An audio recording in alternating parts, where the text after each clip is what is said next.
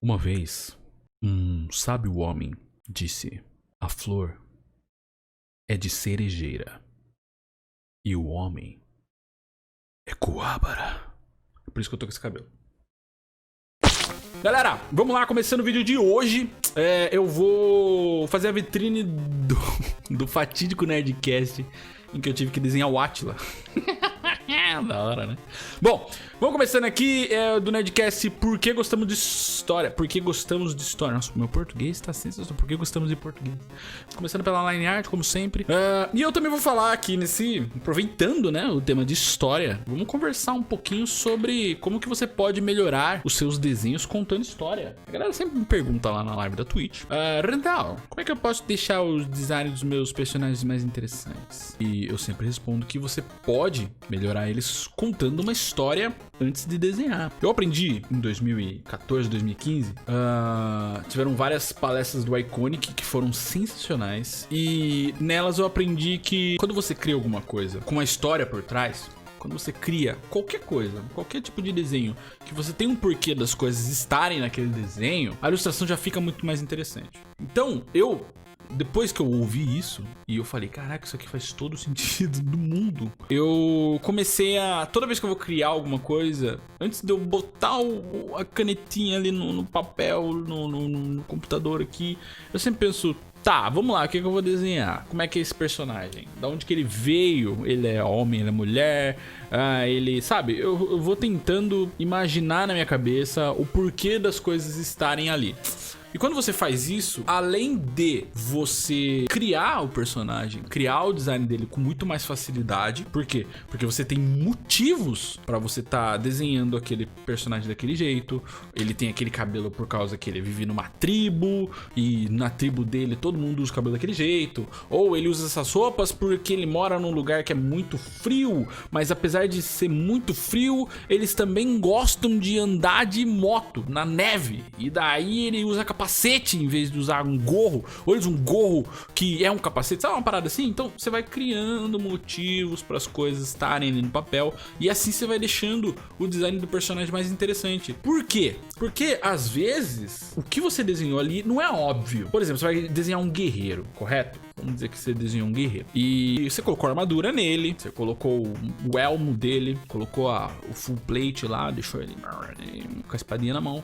Legal, é um guerreiro. Mas e se esse guerreiro que você criou, ele morasse numa vila em que as pessoas, elas curtem muito jogar polo aquático, certo? E daí, esse polo aquático que eles usam é como se fosse uma guerra, certo? Então, toda a batalha deles acontece dentro da água. Então a roupa que ele usa, ela não pode ser muito pesada, porque eles vão estar dentro da água. E a armadura dele tem que ser só na parte de cima, que é onde vai ficar pra fora da água. Então a armadura dele, a parte de baixo, é tipo, o pé dele é de couro, e daí é tipo um pé de pato. Então, por exemplo, ele deixa de ser aquele guerreiro só de armadura, certo? E ele vira um guerreiro que ele tem um pé de pato de couro, ele usa uma roupa mais colada, a armadura dele fica só na parte de cima, porque os caras, por exemplo, ainda usam espada, usam um machado, mas fica pra fora da água. Então, você criou um personagem que você olha e você fala, mano, esse personagem aqui, esse cara, ele é um guerreiro, eu consigo ver que ele é um guerreiro, mas ele não é um guerreiro convencional. E ele tá usando uma roupa que parece roupa de nadador. Por que será isso? Então, você gera um interesse no seu desenho. Por exemplo, a pessoa vai olhar, e por mais que ela não entenda de primeira o que é aquilo, ela vai ficar curiosa. Por que esse cara aqui tá com esse pé de pato? Ele é um guerreiro, mas ele tá com pé de pato? Por que esse cara aqui só tem armadura na parte de cima? Por que esse cara aqui carrega a cabeça de um porco zumbi? Por que esse cara aqui, ele tem esse cajado com dois pés? Sabe? Daí você fica, mano, o que é isso, velho? Você gera intriga. E daí, consequentemente, o seu personagem começa a ficar mais interessante. Quando ele gera uma dúvida, ele fica mais interessante. E esse interesse você consegue colocar quando você pensa na história antes. Então, se você já vem com uma história formada, e às vezes, cara, às vezes você tá querendo até desenhar alguma coisa meio descompromissadamente, você não quer criar um mega universo pro que você tá desenhando, mas você pode criar uma historinha específica, sabe? Alguma coisinha ali que vai colocar todo o contexto no que você tá fazendo. Isso me ajudou muito. Mas nossa, vocês não têm noção de como isso me ajudou quando eu ouvi pela primeira vez. E talvez ajude em vocês aqui, não sei, do jeito que me ajudou. Claro que eu ouvi isso do André Forni, numa palestra do Iconic. E eu sou muito fã do trabalho do André Forni. O projeto que ele fez em 2013 do Forni 365 me inspirou muito. E hoje em dia eu sou um ilustrador por causa do desafio que eu fiz também em 2014. Mas eu tô passando isso pra vocês aqui. Eu espero que também ajude vocês de alguma maneira.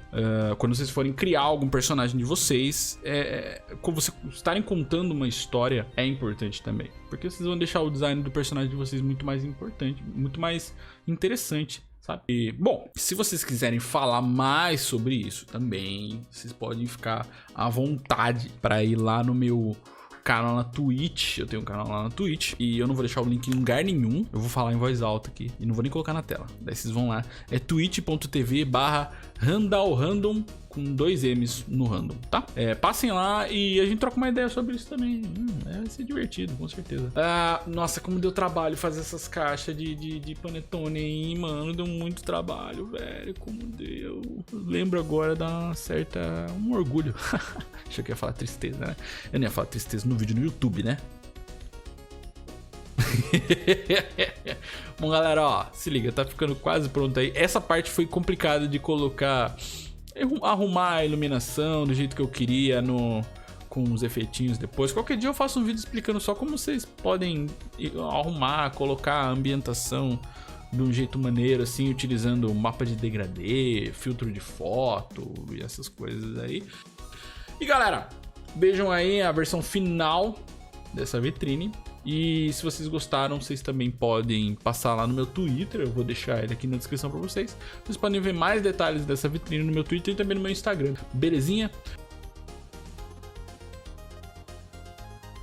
Galera, voltando aqui agora. Seguinte, muito obrigado, vocês estão assistindo aqui sempre, estão vindo aqui. Apesar de eu, às vezes, falar umas coisas meio desconexas e falar muito rápido também. Como eu falei pra vocês, não tem roteiro, então eu vou embora, tá? Então, galera, fiquem aqui, vejam mais 2 vídeos. Eu vou deixar um vídeo desse lado, um vídeo desse lado aqui. E aquele hang loose direto no seu cocorô. E até a próxima.